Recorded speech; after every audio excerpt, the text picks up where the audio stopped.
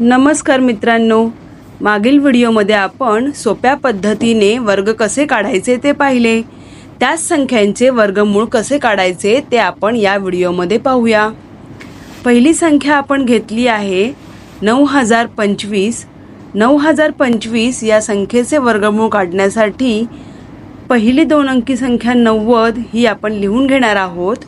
त्यानंतर पुढची दोन अंकी संख्या आहे 25। आता 25 चे वर्गमूळ 5 आपण 90 मध्ये मिळवू, उत्तर आले 95।